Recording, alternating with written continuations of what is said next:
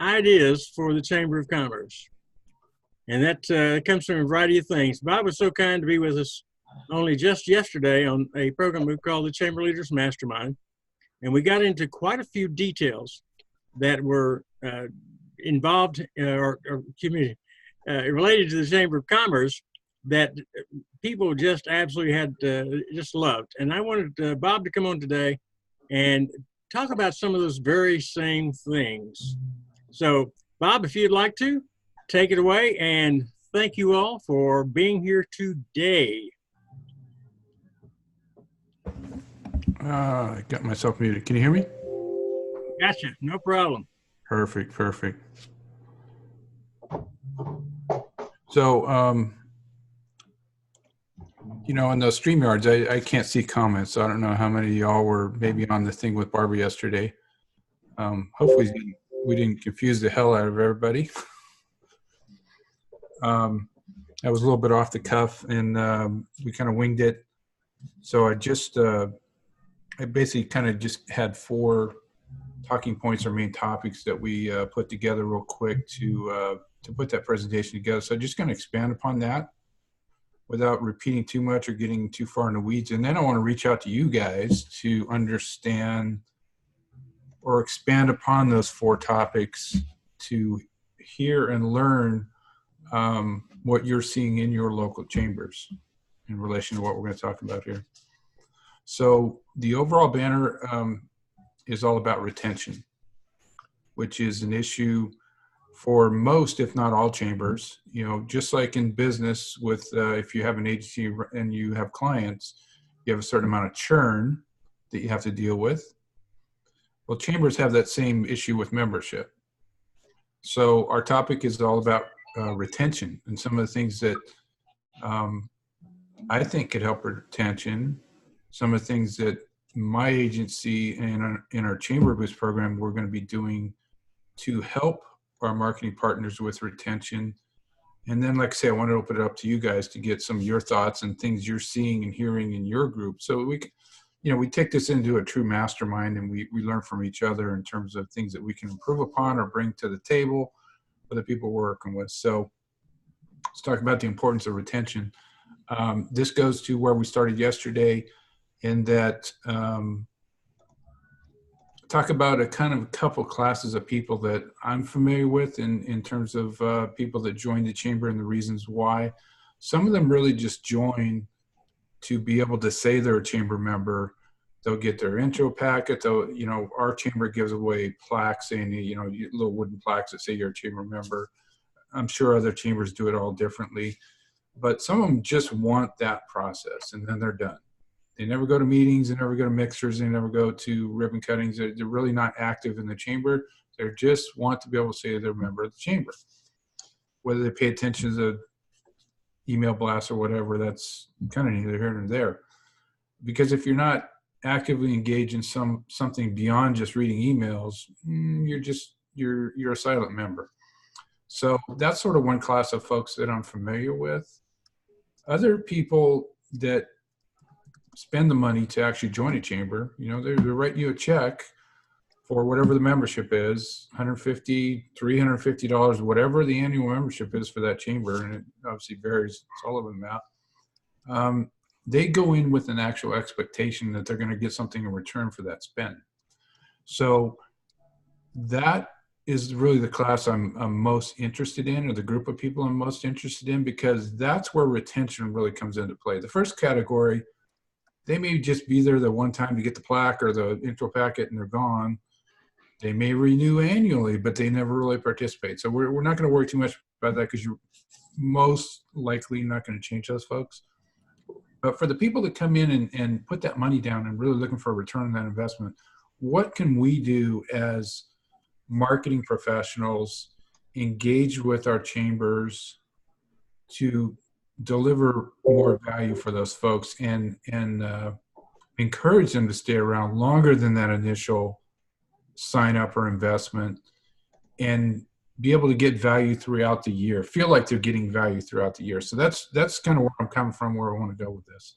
So I don't think I need to dig in too deep, because you guys are all marketing experts and you understand churn and some of the causes for it, some of which I just discussed. But what can we do to reduce that churn? Because churn is a fact of life no matter what. But is your churn single digit numbers, or is it double digit numbers? Is it high double? If you have high churn, there's probably something wrong if you're selling a service that has a recurring fee associated with it. Either the service is just the value's not being perceived, or perhaps it's just a one and done service, in which case that's a different issue entirely. But I want to talk about recurring revenue streams, that have got monthly fees associated, whatever the case may be. Those are the sort of services that I'm interested in. I'm sure that you all have some amount of clientele that's in that category. So let's talk about those folks. What can we do to address churn at the chamber level? So one of the things I thought we could do is take the concept of email automation and email nurturing, take it from the digital marketing world and push it into chambers and their outreach. Now, chambers, I think we've had these conversations multiple times. Chambers already have their email blasts or their monthly newsletter, or that type of stuff. And that's one form of outreach, but that's more of a group broadcast grade of outreach. Yeah, there's value in that. There's information, but you're not really drilling down on the individual level, which I think is what's lacking and what's needed to address that retention problem. So, this idea just came to me recently, so I by no means fleshed it out, but I think there's some value in that because I'm writing nurturing sequences right now for members of the Chamber Boost program. I want to continually stay in touch with those folks for a variety of reasons. But can we take that same digital marketing strategy into the chamber world, put it together from our position, put it together for them, make it a part of our program, and in the process, increase our value to the chambers as marketing partners? Okay, that's kind of where I'm coming from. So again, I haven't fleshed it out, but that's one idea that I thought could help a nurturing sequence where we're drilling down on a little more personal level. We actually want to be encouraging some back and forth with that. So this will require some permissions because I don't go into marketing partnerships with chambers and assume that I can just do whatever I want with their membership. You have to have some understanding, some approval, pre-approval, and be able to engage with those folks on a certain level. But you want to make clear that you have the boundaries set or understood before you just start doing that. Otherwise, you feel like you just came in to sell us something. You're just another, spam merchant or whatever the case may be. So establish your boundaries, come up with a plan, or consider coming up with a plan that's an email nurturing sequence. Now, I'm not going to get into the technical stuff about how to set up autoresponders. You really kind of have to at least have those basic skills. But then, we get into what sort of content do we want to be delivering and at what sort of frequency. So I would say once a month is an absolute minimum. I prefer to see something more along the lines of a couple times a month probably is a little more practical. But then you don't want to get into just bombing them with, multiple times a week. Don't become an affiliate marketer to the chamber group. That'd be probably one of the worst things you could possibly do. And I'm going to guess there's going to be some people who are going to try that, but don't do that because then you're just a spam merchant in their eyes. So an email nurturing sequence. So let's kind of leave it there. I want to say what's probably going to be plugged in there is specific marketing value or marketing information that is actionable to the people you're delivering it to. But maybe you have in some way in your email sequence or your autoresponder. I use Active Campaign myself. And the reason I use Active Campaign is because it's very good at siloing people or segregating people in terms of interest groups. Maybe this group over here is interested in email marketing. You got a video marketing interest group. You got a display ad interest group, so on and so forth. So you kind of segment people a little bit into the little silos, and you can tailor your message or your nurturing outreach based on those silos. So that's one opportunity. You want to have some sort of monthly offer. Now the offer could be something like a big discount on a service that you do that's outside of the Chamber Boost program. Because remember, the Chamber Boost program is about getting in there, getting your foot in the door, and then being able to market those people for the other basket of services that you offer. So this nurturing sequence, while it should not be the focal point, this is the excellent opportunity for you now to introduce them to your other services. Start introducing those upsells. You want to first, you started the conversation in the Chamber Boost universe. You've hopefully established a conversation more on a one-on-one level, so you kind of understand what their needs are a little bit, and then you can introduce those other services that are upsells, and that's when you start to really get into making the money, so to speak. So monthly offers can be one of those things, but you don't want it to all be cold or hard sells. You want to, again, nurture that conversation, lead into understanding what they need, and then you can put forward an offer. But don't just go cold offering the flavor of the month, because that's not going to be effective either. You're going to turn off more people than you warm up with that process. So I want to hold it there on the nurturing and engagement. I'm going to come back because I'm going to pull all of you guys. So the next topic that we jumped in, I'm really just kind of going by the outline we had yesterday. So sorry if it sounds like it's just hopping around here. So in these conversations that I've had with local chambers, one-on-ones, small groups, and big groups, all, it's interesting the feedback that I get from these folks. And what is pretty consistent throughout is that the majority of the crowd that at least I deal with in my area, it may be different in yours, most of them are married or very comfortable with traditional advertising. So we got print, radio, TV. And any marketing budget they have is going into those old school methods of advertising. They drop $400, $500, $600 a month on a quarter page ad in a local newspaper, penny saver, money mailer, all these other things, right? So they're doing hope and pray marketing, which we've talked about before in this group. And the biggest objection I have to that, and I've stolen Chris's saying, I love it, saving people from random acts of marketing. That's a random act of marketing, in my opinion. That spray and pray traditional advertising that has no tracking incorporated in it. So if I come back to any one of those people after they've concluded a campaign or just 30 days after they've started one and ask them the question, what was your return on ad spend? How many leads did you get out of that campaign? How many phone calls? 9 out of 10 times, they can't tell me because there's no tracking. Now, some companies I've found are better than others. That's why I say it's 9 out of 10. It's not universal. Some of them, they've trained their staff. They always answer the phone. Well, how did you hear about us? Those people will be able to capture maybe that, oh, I saw your ad, or this, that, or the other. Those are the few exceptions, and they are few in my experience anyway, of people that can kind of see that they've got some kind of return on that. But I mean, I have conversations with local realtors that plop down like annual costs that are like 5, 6K to be in the local paper, and they can't tell me if they're getting anything out of that. Or even worse, I talk to people that say, well, I've been spending X amount of dollars for this many months, and I don't think I've gotten a single phone call out of it. And that's just the worst case scenarios there.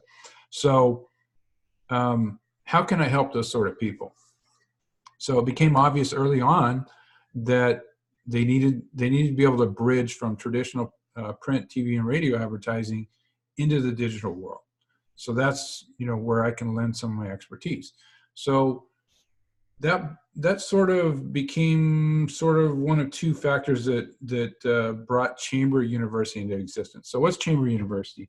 So the reputation platform that I use, I've used it for 3 years familiar with it. I'm not going to dig into that. That's neither here nor there. But one of the things I wanted to do with the review platform is to bring an extended level of training. I don't want to just sign somebody up on a platform, give them a welcome email and say, you're all set up. Here's a couple of things you can do. You're good to go. Let me know how it works out. That's just not my deal. I don't want to do that. I want to handhold these people to the fullest extent possible with a process or an SOP, whether that's my email nurturing, or that's Christopher's great at this, doing the weekly Q&As, that type of stuff.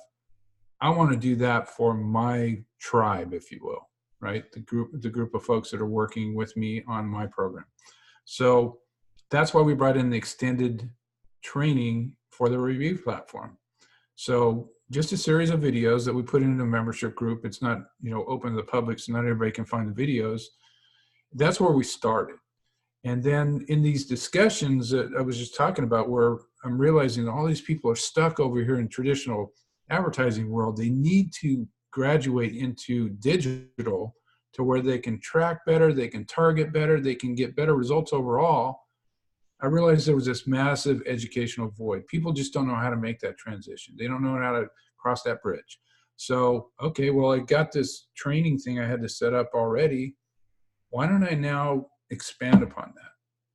So let me back up 1 second here. You guys were just talking about Google My Business listings. Extremely important. I talked about this yesterday with Barbara. In my view, and this is my personal view, and you guys may disagree, Google My Business listing that's properly fleshed out, optimized, and being backlinked to is probably more important today in 2020 than it is a website.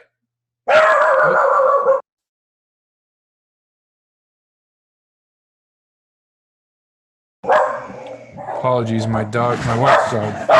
Hey, stop that. My rescue doggy's going to protect me from my wife. Apologize. So again, we're trying to help those people get from that traditional print, radio, TV into digital advertising. Websites, everybody thinks, oh, y'all need a website and you spend all this money on a fancy website. I disagree with that. I tell people cold and flat out that in my mind in 2020, a website is really, for most people, not for everybody, e-commerce is a different animal, but for most people, websites in 2020 are really just fancy digital business cards. So invest accordingly. If you want to go whiz bang and big sliders and do all this fancy stuff and spend a whole bunch of money having a developer knock that out, Mr. Business Owner, go right ahead. I don't happen to agree with that. I think you can spend your money better somewhere else. And that somewhere else, and it doesn't require as much money, is fleshing out a Google My Business page. So you guys were talking about that when I came in. Sounds like you're working with somebody to go down that path. So applause for that. I think you're smart in doing so. So just to recap, so I started out with the extended training on the reputation platform. The second course came in. It's like, okay, here's how to claim, create, and optimize your Google My Business listing, because it's the next most important thing, in my opinion.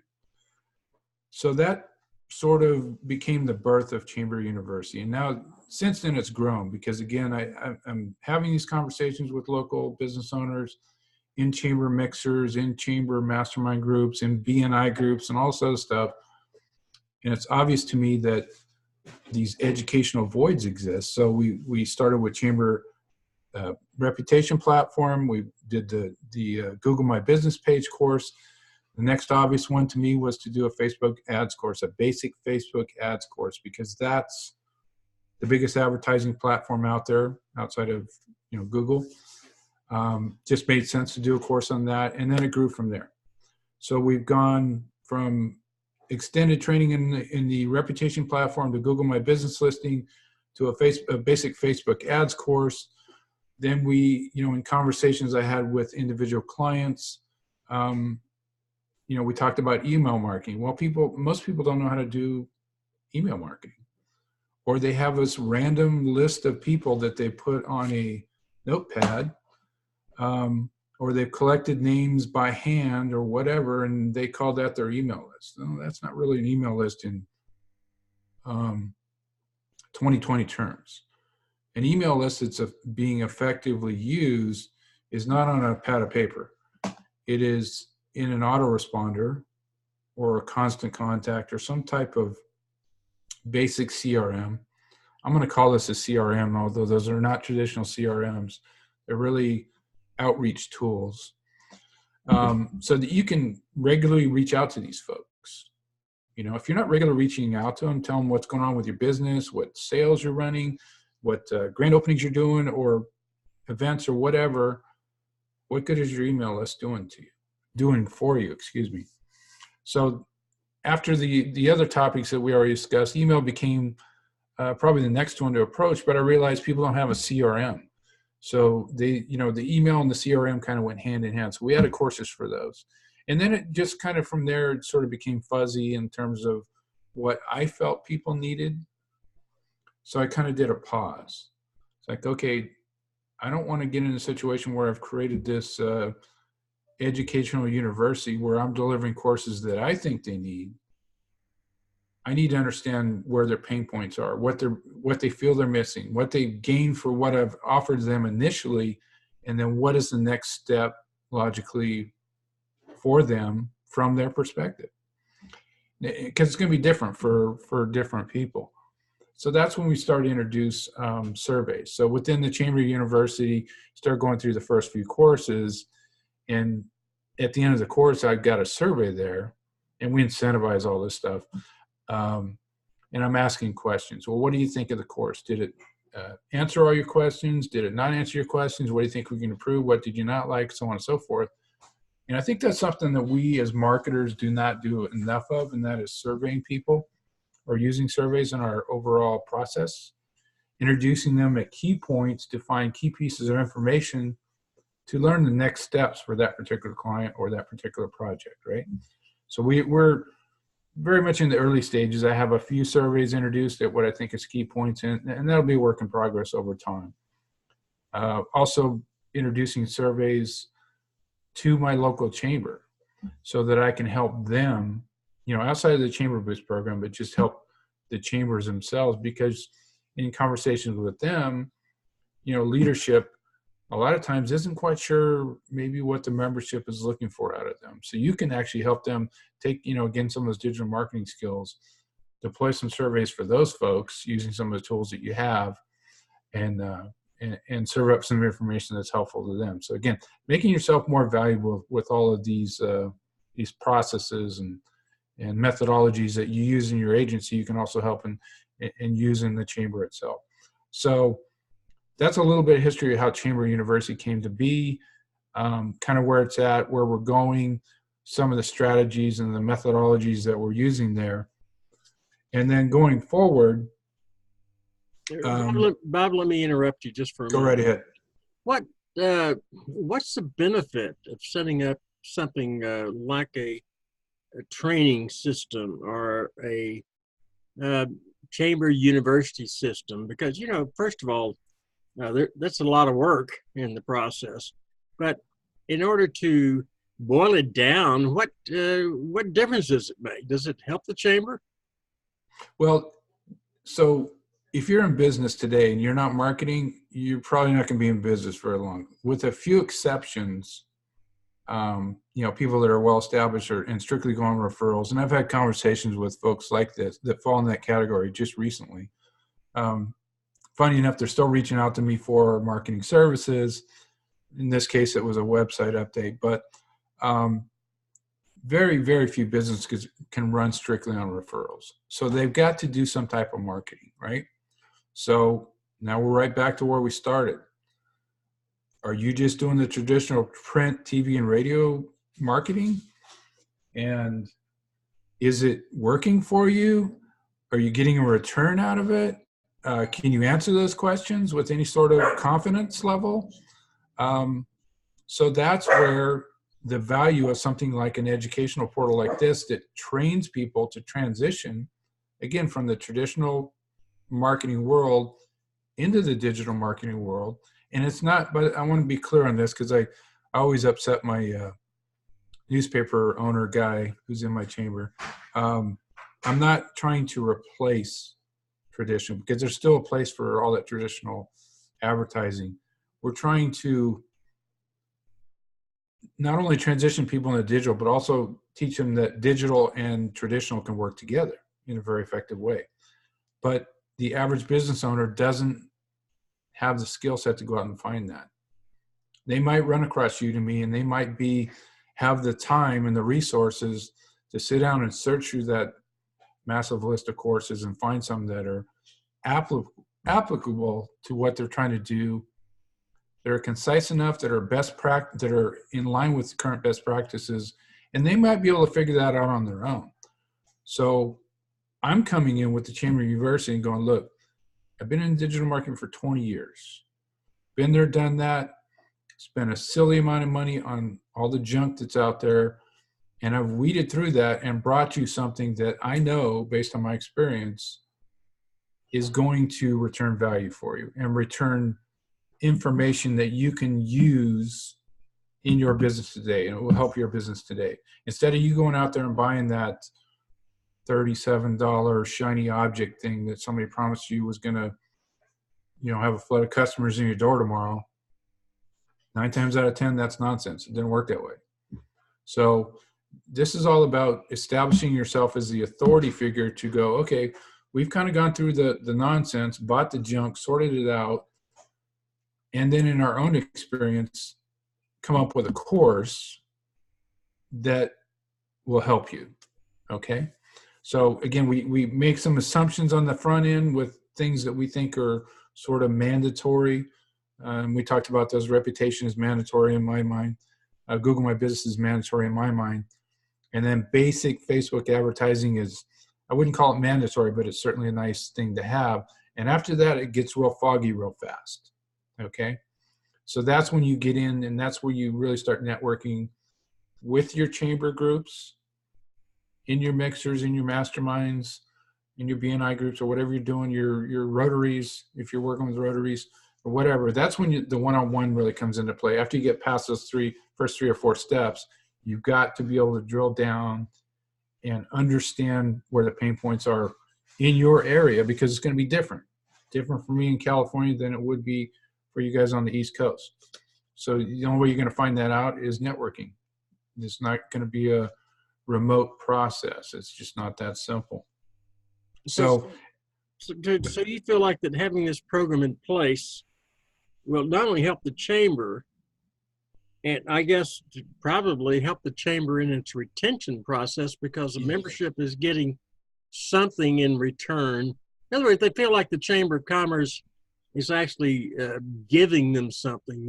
Correct. They're trying hard to help them grow their business and improve their business. Isn't that one of the stellar points within having a program like this? Well, it's in place? So we're trying to provide a roadmap. Number one, the Chamber University is exclusive because you can only get it through the program. Correct? It's not just a bunch of videos we're parking on YouTube and anybody can go find them and take advantage of them. It doesn't. You got to be in the Chamber Boost program to have access to start with. So there's a level of exclusivity there, which we should not be discounted. But we're providing structure instead of just this fire hose of information that people can find on the web, or the phone that constantly rings the person who claims they're from Google wants to help you claim your Google listing, which is nonsense. We're trying to say, no, just tune out all the background noise. We're going to provide you a roadmap over here that's structured. And where else can you find that structure out there, Chris? Or anybody want to chime in on this one? Where can you find the structure like that outside of a program like this? Unless you invest in a mastermind, which is going to be pretty expensive. But I think it's hard for anybody to find the detail, but setting up the detail. Now, this is a very difficult process, Bob.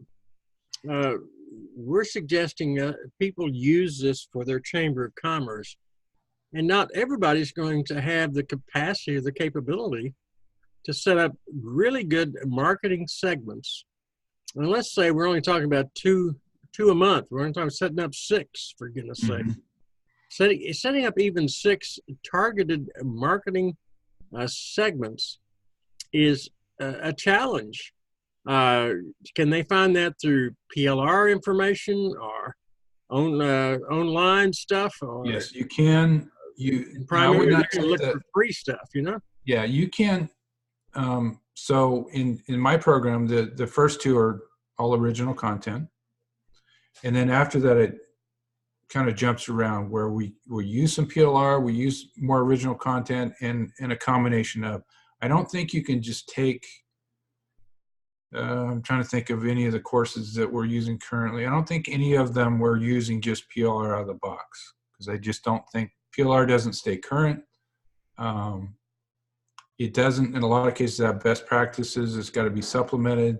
And in some cases, you actually got to pull some of it out and not even include the content, because it's not accurate, or it's not effective. You guys have been around Google Business enough.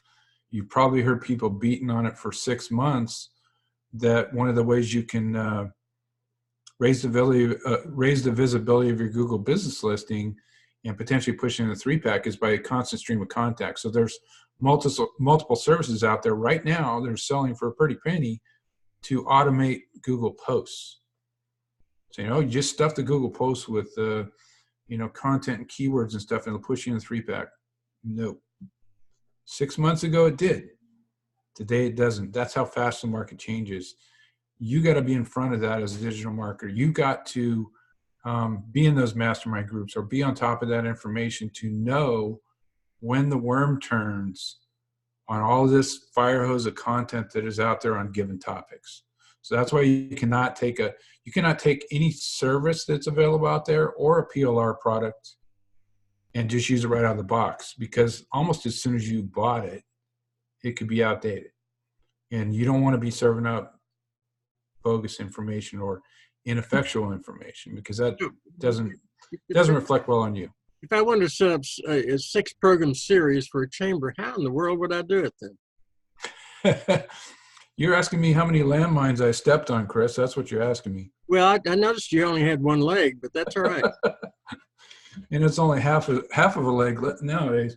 Well, so this is not as simple as just grabbing a Facebook or a WordPress plugin and building yourself a membership. It could be, technically, but I think the effectiveness and the value is not going to be there.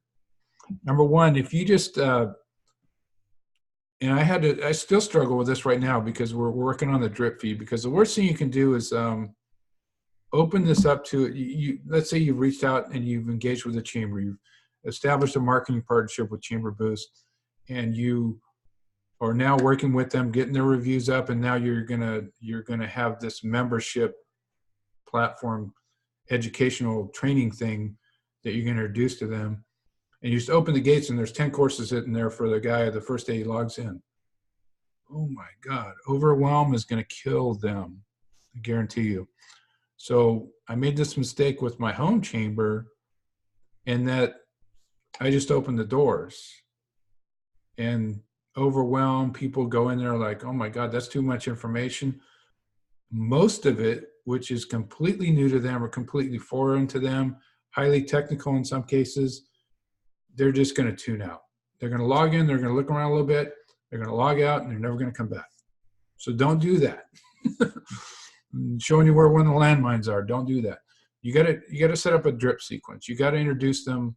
You first engage with these folks with a reputation product. So if you have a membership site like I've done with the extended training, just introduce them to the reputation portion of it. That's the only course they can see when they get in there, so that you keep them on task. And then using automated email sequencing, you're constantly touching bases with them. Now I got to slow you down here. The reputation system, what does that mean? I'm sorry? A reputation system. What exactly is that? That's course number 1. Platform. They're review platforms. Okay. So you want to be educating them on how to solicit reviews. You want to be teaching them how to respond to reviews. You want to teach them how that they should respond to all reviews, good, bad, and indifferent.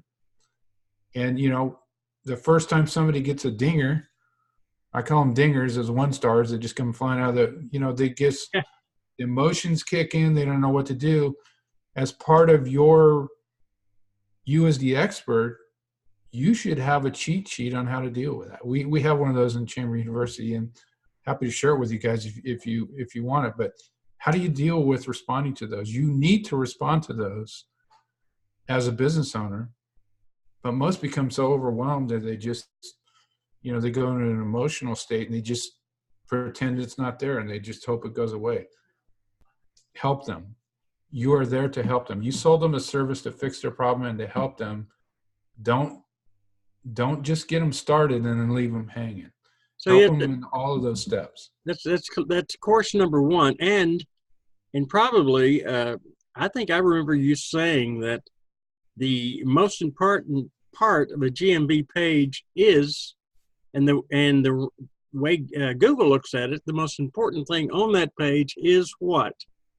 Reviews. Am I right? That's our portal.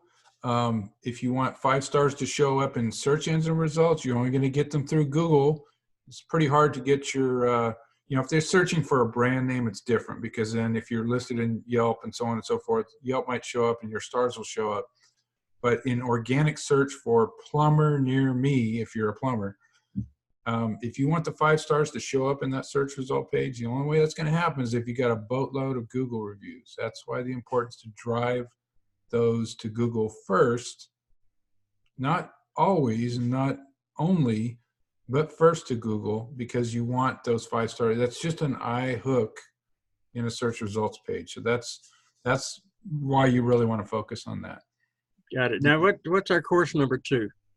Well, that is technically our course number 2 is Google. So the first one was the reviews and how to solicit reviews and how to respond to reviews. Number 2 is that we want to optimize and get those reviews into Google Business.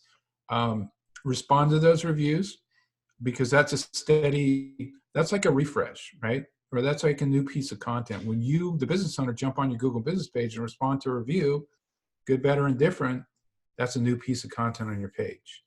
It shows engagement's going on. It shows you're alive. The guys that are just one-sided, just review, but never a response from the business owner. Those don't get the same importance in Google's eyes, in Google ranking, as the ones that are interacting. Google loves content. Give them content. It's very simple to sit there. You can have a canned set of 6, 8, 10 responses for positive reviews. Sorry, my phone is going off because I say Google too much. You can have a set of 6 or 8 responses, or if you have a VA, they're just picking from those and plugging them in when you get a positive review. It's as simple as that. You don't have to be creative. You don't have to spend a bunch of time, but do the task. Don't ignore them, even the good ones. Get in there and say something. Ideally, we teach in our course within 72 hours. Now, because Google doesn't have a great process for notifying you, it will notify you through the contact email of the listing. Stay on top of those. If you have an email, if you have it attached to an email address that you don't monitor all the time, do something about that. Set up a flag, set up a Google alert or whatever, so you get notified that you've received a review, so that you can get over and respond to it.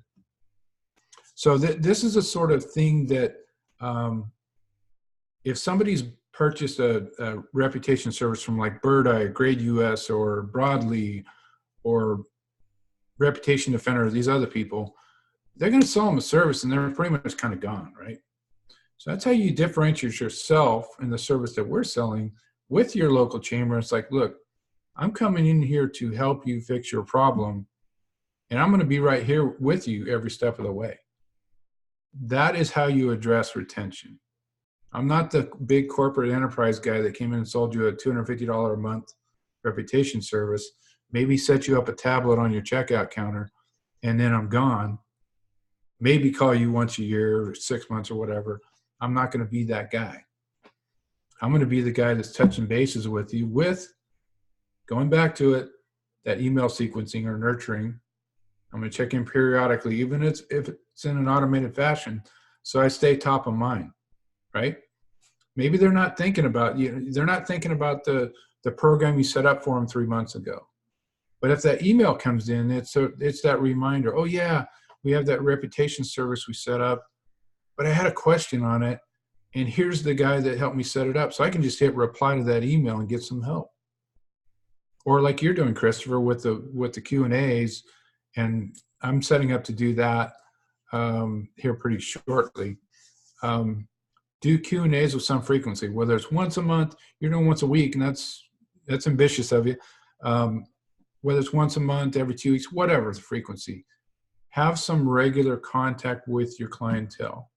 And in this case, the clientele is chamber members that you marketed to. And what did we do by that regular interface and that regular touching bases with them? We raised our retention, we reduced our churn, which is what we're all talking about today. And that's true even of a Chamber of Commerce if they have one of these as part of their program. Because you built a program that's exclusive through the Chamber of Commerce. So they signed up, they made an investment at the beginning that you offer this great program they can't get anywhere else. So when 11 months comes around and that auto invoice goes out to renew, they're much more likely to re-up. So you've increased the retention for the chamber through your efforts. You're now a rock star in their eyes. The chamber's making more recurring or rolling membership dues because they're keeping people longer. So it's a win-win-win. The business is getting a great service with additional value you're adding in. The chamber's retaining membership longer, and you're making money because you're retaining your subscribers longer as well. So win-win-win on this deal if you focus on the right thing, which in this case, we're talking about retention. Does that all make sense? Or did I get totally off in the weeds? No, absolutely. You're right on target. Now, what would course number 3 be? Well, I mentioned the Facebook because it's so commonly and it's so heavily used for marketing. Facebook, I think, is a logical one. I don't do a ton. I do some Facebook marketing myself. I actually use Display Network more than I use Facebook marketing, but the targeting Facebook is just ridiculously good. Generally, when you enter into these marketing partnerships with the Chamber Boost programs, they make available their mailing list to you, right? The most logical place to take that mailing list is right into Facebook. You can upload the list. You can create a targeted list that you go out directly. You can create lookalike lists. You can set up retargeting campaigns. There's just a ton of things you can do in Facebook with that list that they're more than likely going to give you when you engage with them in this program. So it was the next logical step for that reason. After that, there's one that I don't have it up in the university right now, but we're doing it. Is Microsoft PowerPoint. So why Microsoft PowerPoint? It's like everybody uses PowerPoint. Who cares, man? That's not, no. We're doing a special version of Microsoft PowerPoint because I'm sure some of you, maybe all of you, are aware that you can do some amazing videos with Microsoft PowerPoint. But most people aren't even aware of that. They're like, yeah, PowerPoint, that's how I do my presentations when I'm off, doing business presentations or whatever. Salespeople would be real familiar with it. But the average business owner may not be. Given some templates, in the course we actually give away some templates as part of it. Again, freebies. I gave you value that you couldn't get anywhere else. What did I just jack up? My retention, right? There's a method to all this silly madness and babbling that I do. It's actually, we are trying to go back to that same goal of retention. So back to my point, Microsoft PowerPoint has amazing ability to do videos. If you got some starter templates, that's a bonus. You could build one from scratch if you want, if you're real proficient at it, but most people don't have a clue how to build a video of a PowerPoint. How about if I give you the templates to get you started, I give you the course on how to edit the templates, and if you're willing to invest a couple hours of time to go through the course, you can be knocking out videos for your business that are worth $500-$600 if you went out and tried to buy them on Fiverr or Upwork or somewhere else. Is that value? Did I just return value to you by being a member of my reputation product in Chamber Boost? I hope so. So those are just some of the ideas and the things that we're doing in the Chamber University, some of the why of what we're doing. I talked a little bit about how we're using email sequences and automation in the university itself to do the nurturing and keep people tuned in and top of mind to what we're doing. And then I talked about trying to cross that over into the chamber itself. That part of it is a little bit fuzzy because it's sort of a new concept, but I'd like to work with you guys to kind of flesh that out a little bit, see what we could do. And then there's a gentleman I've spoke to with a couple of times, and Chris and you and I talked about this briefly, was he's doing monthly offers. He's got a program which we'll probably run across or talk about here, but he's doing monthly offers with his chambers that he's engaged with. He doesn't have a reputation product. He's doing some other things. So this month he's doing mobile apps, and you guys have the PWA, so there's a little crossover there, a little bit of conflict. But he's offering mobile apps at a discounted rate, right? And next month he'll be doing, he does free websites, believe it or not, which that's a little more of a reach than I want to do. Free WordPress website, that's a pretty big hill to climb. But every month is a different offer. So again, you're in this marketing partnership. And if you have these offers, these discounted offers are on top of the Chamber Boost program that you're doing, you just stack, now you're stacking value. And I'm a big value stacking kind of guy or mentality. So if you've got Chamber Boost over here, which is already a great value in itself, and you start stacking these discounted offers one a month, how indispensable do you want to make yourself to the chamber, right? Where else can people go in a business org, which is what a chambers are all about? Where else can business owners go to find this sort of value? You're making yourself indispensable. You're raising retention for both you and the chamber. Boom, boom, boom, boom, boom. See a theme here yet? I know we covered quite a few things here, but we also have several people on board here. I know that in the chat box, I know that Ray mentioned the fact that he was sitting at a chamber meeting and mentioned reviews were mentioned, and the person next to him was shocked when he told him the price that he offered when they were spending like $1,000 a month in order to have their reviews done. So there's all kinds of things going on here. Guys, what questions? I've got something else I want Bob to talk about, but let's open this for questions right now as far as the university and the training concept for retention for the chamber and for visibility for your business. What questions do we have here? Hey guys, it's Ray. Hey Ray. Good to meet you, Bob. I apologize. I couldn't get on here earlier. I was in the middle of trying to set up a new portal for my Rotary Club, and so unfortunately I can't really comment on or ask questions on what you talked about because I really don't know.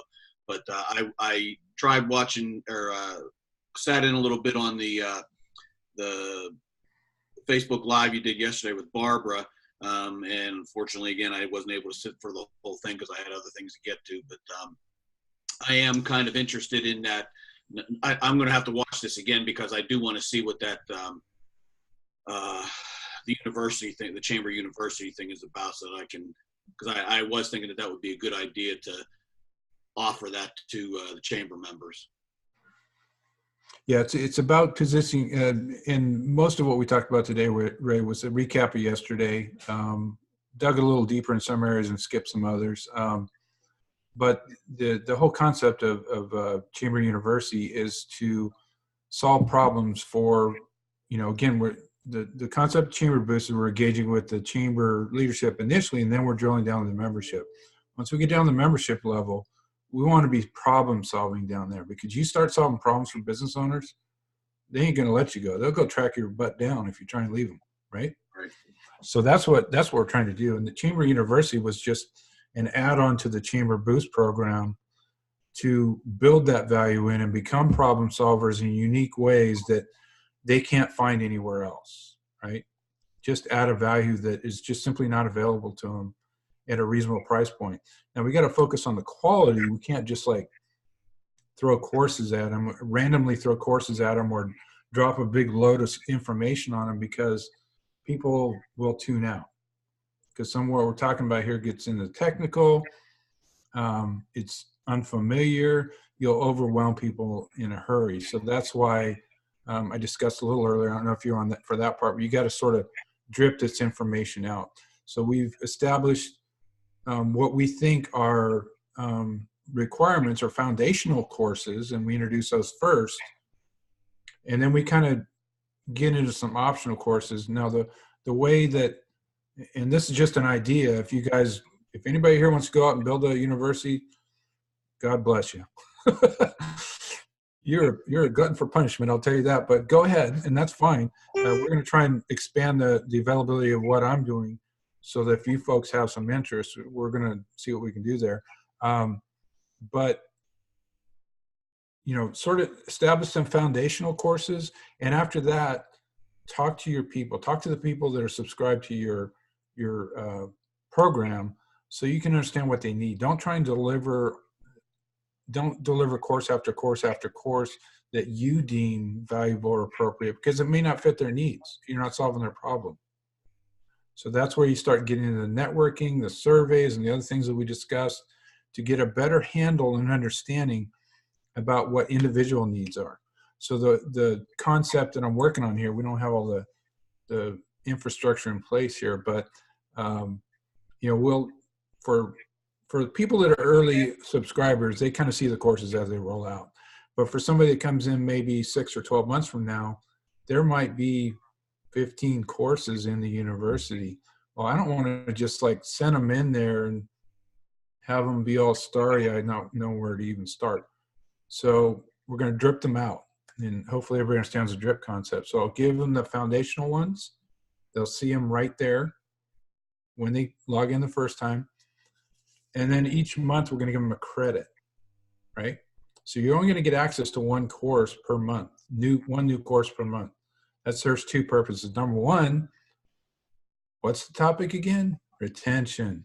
So you'll be able to see what the topics are in there and the courses are, but you can't go in there and just have them all at one time. You got to stick around.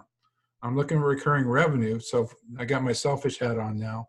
I want them to stay around by giving them in a drip feed fashion the information.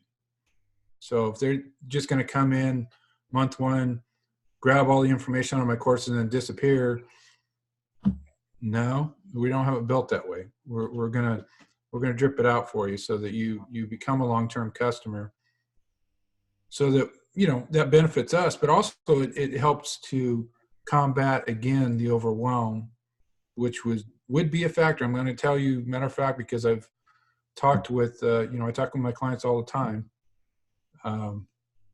I got in there, it was just too much stuff. I didn't know where to start. Okay. It's up to me to fix that problem that I created because I just gave you too much info. So that's what we're doing on our program, is we're doing drip. We'll do core to start, and then after that, we're just going to give them a monthly credit to pick the course from the list, just a la carte, and then we open it up for them. And we have pay gates and all this other stuff that makes that stuff possible. There's some technical coding and crap like that in there. And that's, I told Christopher the story before. I think I'm on my 5th membership site. So I've blown up a couple others and they couldn't do what I want, or the layout was terrible, whatever. To get to the level of complexity and features that we have, took some trial and error to get here, but I'm reasonably comfortable with what we got, and we're marching forward, and hopefully, people see the value and they stick around. Cool. The main thing here is the fact that you have a structure that not only have you built the original foundation for, but that you continue to develop. That being said, if someone wanted to do that with their chamber and they wanted to work through you, how would they do that, Bob? Well, and we had, I'm seeing the parties here, and we've had this conversation in passing months ago. And at some point I said, I want to be able to white label this at some point in time. And I still don't have, I'm not going to pretend here, I still don't have all the details on how to do that, because I've got several hundred hours invested in what we've got here that I've got to pay for, because we're very, very early in the Chamber universe, and it'll be a while before it pays for itself. But I do have to monetize it, is the bottom line. So how I can monetize it and do it at a price point that is where everybody comes out good in the end is TBD. We're working on it, right?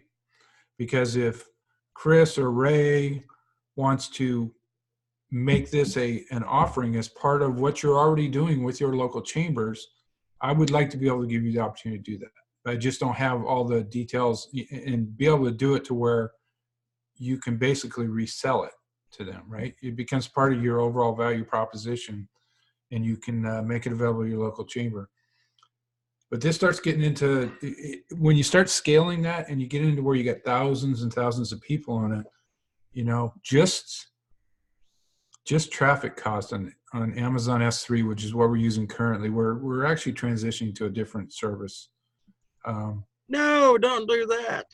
Well, yeah, I found one that's a little more cost effective. And there's, on a couple of my videos, inexplicably, there's a little bit of a delay with Amazon S3, which is where all our videos are parked. I haven't figured it out. The membership platform guys haven't figured it out. But when we run them through this other video service, we don't have the delay problems. I don't know what it is. And when I say delay, it's just in the front. Sometimes you have to hit the start button a couple times, which is annoying. So I just want to get away from that kind of stuff. So, okay. So anyway, if someone wanted to continue the conversation as it's developed, how would they reach you? Well, we're in touch all the time, and I've been, a little absent. You guys have been busy over there. I've been busy over here. But I'm to the point where we're going to start running ads pretty hard. Because I don't know, and I'm not here to lecture anybody on how to promote their product or how you're doing that, but we're going to be running ads to scale our program. I can do one-to-one outreach, and I have, I know leadership in 5 chambers immediately nearby, but after that, I'm going to be talking to people that don't know me, right? And the only way I can reach out to them is through advertising, email sequencing, and all the other marketing things you got to do to generate customers and leads and so on and so forth. That's where we're going. So anyway, that's what's been taking up some of my time. So in terms of you guys being able to reach out to me, I'm not going to drop my URL for mine because that's a little touchy subject, but you can go to my services page, which doesn't talk about chamber booths, but it's just ORMG. My agency's name is Old River Media Group. So if you go to ormg.co, it's not a .com, it's a .co. That's my services page, so you can see all the things that we do. We center around 4 main services to retail clients. I'm getting away from chamber booths, and I'm doing that intentionally.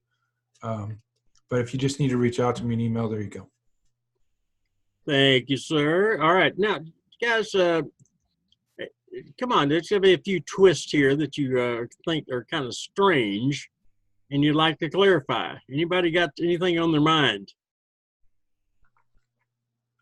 I'd like to hear from you guys about, again, we talked about networking, because you can make some assumptions in terms of your marketing effort and your offering and so on and so forth.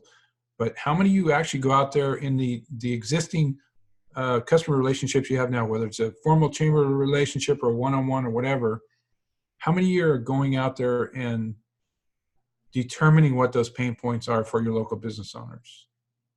And if you are, I would like to hear about what some of those are. Is it that they would like to have an email list, but they don't know how to set one up?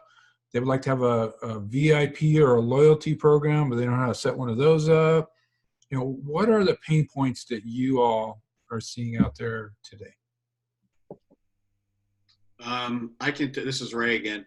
I can tell you that I'm working with a Rotary Club right now, one of the local Rotary clubs, and I'm going to another meeting tomorrow evening. The last one I was at,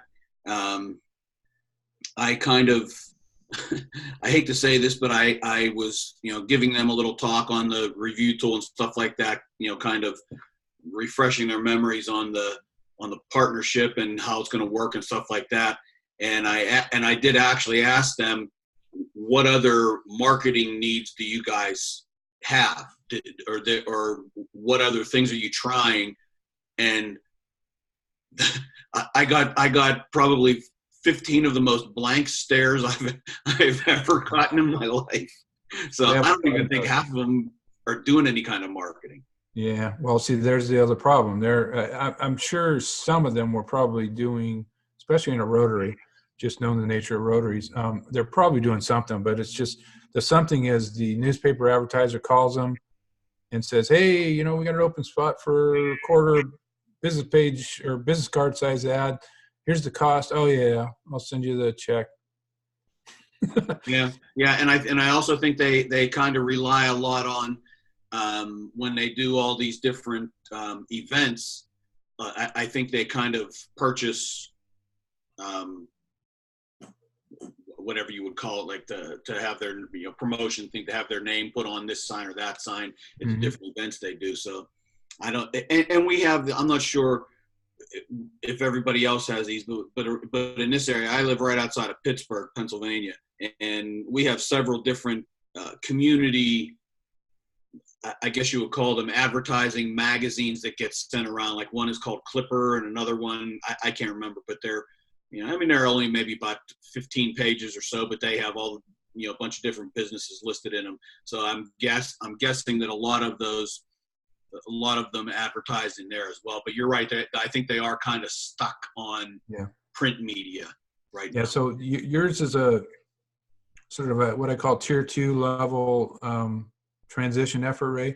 And by tier 2, I mean you have to have some tools and be able to show them. Like if they're a Groupon subscriber, I'll just grab Groupon just for out of the blue. I'm not saying your people are, but if they're Groupon subscribers, that's a 75% hit on their product or service. Because generally Groupon likes to see the 50% off as a minimum, and then they got the Groupon fees on top of that. So whatever their full retail was for the product or service, they're going to get like 25% of that by the time Groupon gets done with them. And oh, by the way, they'll get it in 30 days. They won't get it tomorrow when the person buys the Groupon offer. So that's a different level, because you actually need to have a couple of tools, and they're not that hard to find, but you got to be able to say, hey, if you're a Groupon guy, go over here to my calculator, plug in what you're paying, see what you're getting out of it, and then you got to set up, hey, here's what I can do for you instead. I can get you the same exposure. Here's what you're going to keep instead of paying to somebody else, and that's what I can do for you. So that's a more complex problem. But where I would hit them is like I talked about in the beginning, which I know you weren't here, and that is they're probably, most of them you can assume, because again, they're Rotary, so there are a lot of business owners in Rotary, and they're probably stuck in traditional TV, radio, print advertising. Ask the question or plant the seed. You don't get the immediate responses in my experience. Plant the seed like, okay, what's your return on ad spend? How many leads are you getting? How many customers through the door are you getting from that ad you dropped $800 on in the newspaper last month? And then listen for the crickets. They either don't or they're embarrassed. Well, but it gets them to thinking. So what you do is this is a multi-session suggestion or exercise here. So you plant the seed in session 1, you roll back in the next meeting with the solution or the alternative, right? Hey, I can run some ads for you, and this is a little bit more your cost. And oh, by the way, everything that we do is completely digital trackable because you set it up that way, right? I can tell you how many people clicked on your ad. I can tell you how many people went to your landing page. I can tell you how many people actually bought the service if you have a conversion in the landing page. So you're gonna give them a better solution to their problem. They got a problem, that's why they're advertising, right?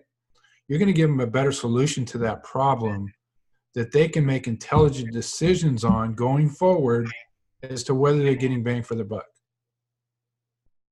Then it's up to your skill set to perform on that, obviously, but that's how you start to build that bridge from where they're at to where they probably should be in the digital world. Just a suggestion there. Okay, thanks. All right, I appreciate that. And we're getting close to our end point, and I know that Benson, I appreciate you being here with us today, just for our general training and Q&A. Before we close, Benson, do you have any questions you'd like to ask since you're new to the group here? Hi, no, I just been learning a lot.